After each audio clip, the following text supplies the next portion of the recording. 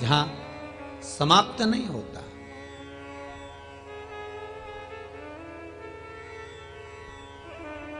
आ जाइए महाराज, शिव कथा कर रही है। तुलसी के कुंड के पास बैठकर भगवत भजन करने लगी और उसकी प्रबलता इतनी थी कि पति भी मिला, पुत्र भी मिला। मंत्र का जाप स्मरण दिया है। अरे भाई, शिव महापुराण यहां तक विष्णु पुराण कहती है, स्कंद पुराण वर्णन करती है, कार्तिक खंड वर्णन करता है कि तुलसी का क्यारा गोल है, चौकोर है, षडाकार का है। उसका भी प्रमाण हमारे शास्त्रों में लिखा हुआ है कि अगर तुलसी का कुंड गोल है तो वो ऐश्वर्य प्राप्त करता है, तुलसी का कुंड चौकोर है तो वंश की वृद्धि करता है, तुलसी का कुंडा अगर षडाकृति का है, 6 फलक वाला है तो वो घर में संपदा की वृद्धि करता है। ये तुलसी के कुंड का भी प्रमाण हमारे यहां शास्त्रों में लिखा हुआ है कि कुंडा कैसा होना चाहिए।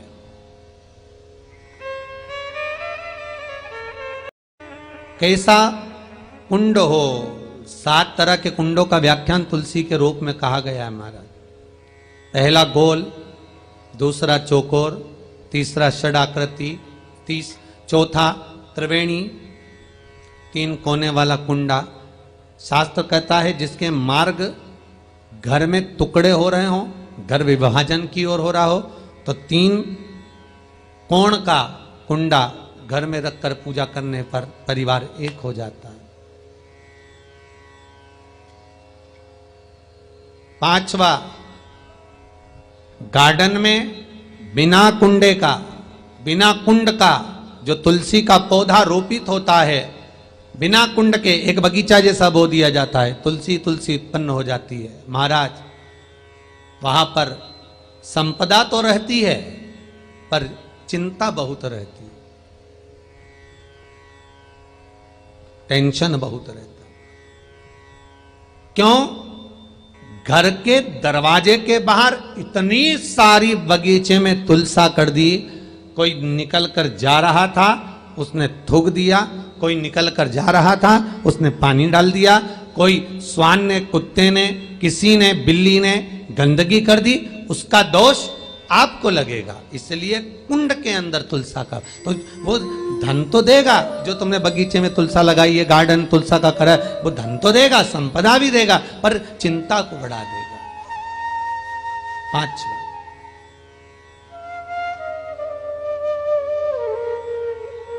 महाराज, 6ठा, तुलसी के कुंड को 3 धार पर लटका कर रखना।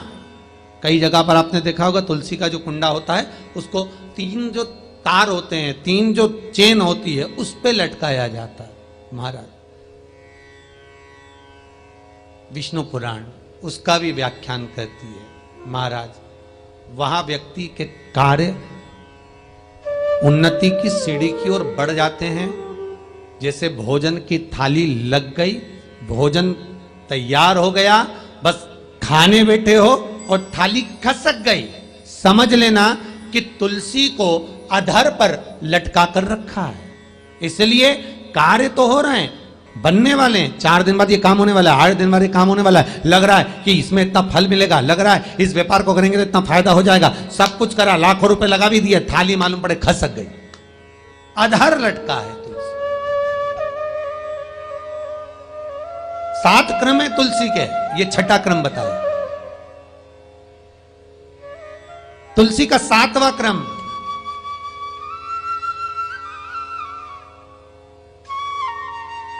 तुलसी का 7वां क्रम है। महाराज, तुलसी का कुंडा जैसा घर के आंगन में है, तुलसी का कुंड जैसे घर के आंगन में विराज रहा है, ऐसा ही छोटा सा कुंड भगवान के लिए रोपित करें। प्रतिदिन भगवान की सेवा करते समय तुलसी का कुंड सम्मुख रखकर उसकी आराधना करना, फिर उस कुंड को वापिस बाहर ले जाकर रखना, फिर दूसरे दिन पूजन के समय पर कुंड को लाकर रखना। हम तो यहां तक कहते हैं, विष्णु पुराण गर्ग संहिता कल्याण का तुलसी अंग यहां तक वर्णन करता है कि आप पूरे साल ये नहीं कर सकते तो कम से कम कार्तिक के महीने में भगवान के सामने तुलसी का छोटा कुंड, चौकोर वाला, गोल नहीं, चौकोर कुंड लाकर भगवान के सामने रखकर छोटा सा कुंड का पूजन कर कर भगवान के साथ उस कुंड को वापस बाहर विराजमान करे, फिर कल लेकर आए, फिर विराजमान करे। आप पूरे साल नहीं कर सकते तो एक महीना,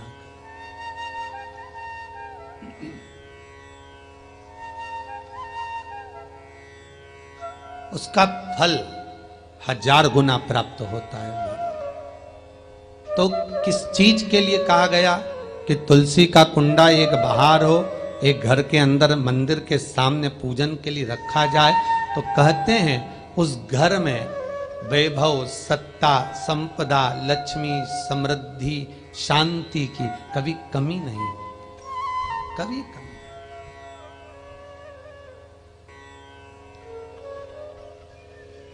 प्राप्ति सुख की, आनंद की। 7 तरह के कुंड, 7 तरह के तुलसी के रोप का वर्णन हमारे यहां विष्णु पुराण में किया गया। 7। आप किस भाव से कर रहे हैं ये आपके ऊपर।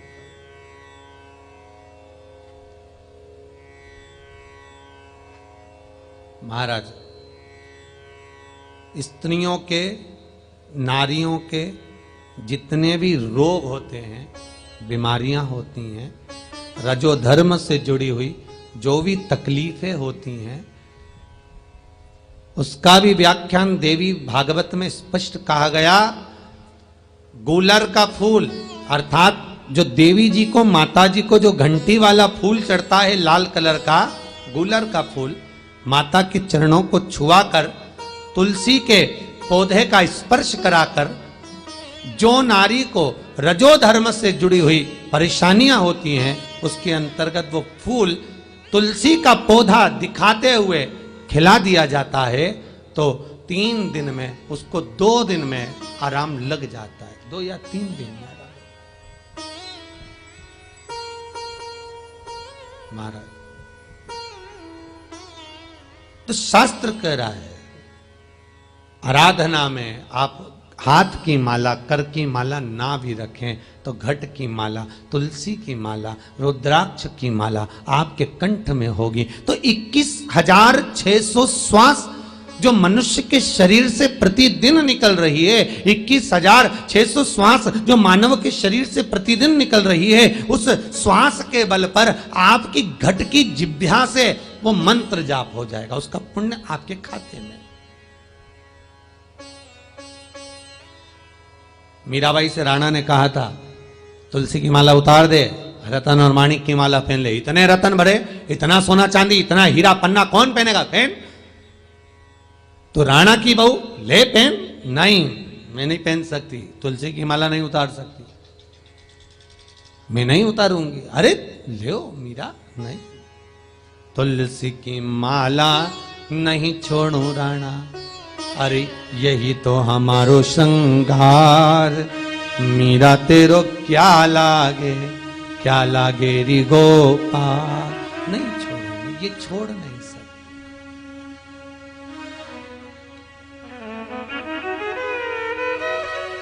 ये मेरा सर्वस्व है, ये मेरा वैभव है।